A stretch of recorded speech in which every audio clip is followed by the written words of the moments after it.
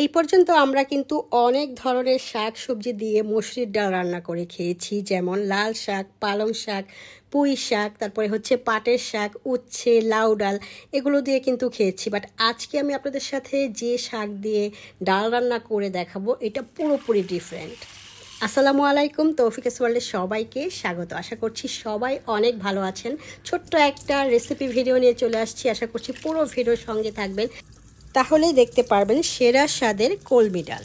So এখানে আমি 1 cup মসুরির ডাল আর 1 কাপ আলু কুচি করে ভালো করে ধুয়ে যে হাঁড়িতে রান্না করব সেই হাঁড়িতে নিয়ে নিচ্ছি।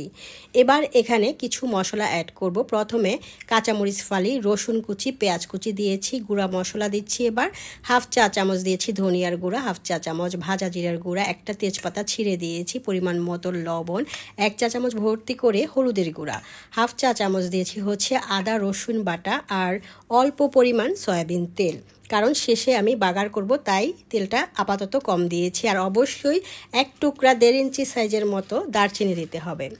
এবার এটা আমি একটা স্প্যাচুলার সাহায্যে ভালো করে একদম নেড়ে চেড়ে নিচ্ছি মশলার সাথে।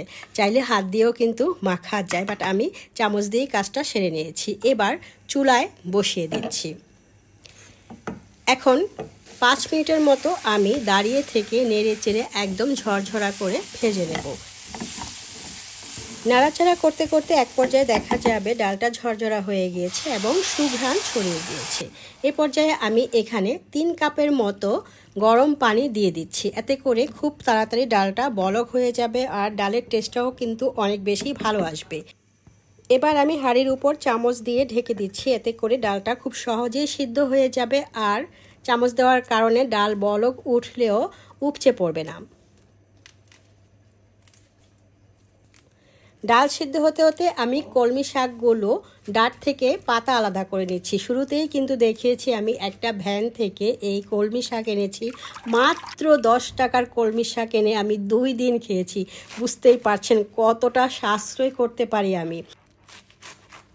আচ্ছা, যেটা বলছিলাম, মাত্র 10 টাকা দিয়ে 1 আঁটি কলমি শাক এনে 5 টাকা পরিমাণ আর কি অর্ধেক পরিমাণ শাক আমি ডালে ব্যবহার করেছি। বাকি অর্ধেক শাক আমি ভাজি রান্না করে খেয়েছি। আলহামদুলিল্লাহ, দুইটাই অনেক বেশি মজা হয়েছে। তো দেখেছেন আমি শাকগুলো ভালো করে ধুয়ে খুব সুন্দর করে কেটে নিয়েছি। ততক্ষণে ডালের হাঁড়ির ঢাকনা খুলে দেখতে পেলাম যে ডালটা সুন্দর সিদ্ধ হয়ে গিয়েছে এবং ঘন হয়ে আসছে। এবার আমি কেটে ধুয়ে রাখা শাকটা দিয়ে দিচ্ছি। ভাইরে ভাই, এই শাকটা রান্না করে খাওয়ার পর আসলে কি বলবো, এত টেস্ট হয় কি করে ডাল, কলমি ডাল যে এত মজার হয় আগে জানতাম না। এই প্রথমবার রান্না করার পর বুঝতে পারলাম যে কলমি ডাল কতটা মজা হয়। ডালের মধ্যে কলমি শাক দেওয়ার পর জাস্ট 1 থেকে 1.5 মিনিট আমি নেড়ে চেড়ে নিয়েছি এবং একটা বাটির মধ্যে সার্ভ করে নিয়েছি। এবার একটা স্পেশাল বাগার দিচ্ছি, সেটা হচ্ছে তড়কা প্যানের মধ্যে তেল গরম করে পেঁয়াজ রসুন শুকনো মরিচ আস্ত জিরা একটু হালকা ব্রাউন কালার করে ভেজে উপরের ডালে আমি ছড়ায় দিয়েছি। আর আস্ত কাঁচামরিচ কিন্তু আমি দিয়েছিলাম, দেখেছেন। স্পেশাল বাগারটা যখন আমি ডালের উপর ছেড়েছি, বিশ্বাস করেন এত পরিমাণ সুঘ্রাণ পুরোটা বাসা মোমো করছে। আমি ভাত না খেয়ে থাকতেই পারলাম না, সাথে সাথে প্লেটে ভাত নিয়ে খেয়ে নিচ্ছি। আলহামদুলিল্লাহ, আমার মনে হলো একদম বেহেশতি খানা খাচ্ছি। তো আপনারাও বাসায় এভাবে ট্রাই করবেন। সো যেখান থেকে আমার আজকের এই রেসিপিটা দেখছেন, যদি ভালো লাগে তাহলে লাইক দিয়ে আমার সঙ্গে থেকে যাওয়ার অনুরোধ রইল। তো আজকে একদম ভিডিও শেষ পর্যায়ে চলে আসছি। ভালো থাকবেন, সুস্থ থাকবেন। আল্লাহ হাফিজ, আসসালামু আলাইকুম।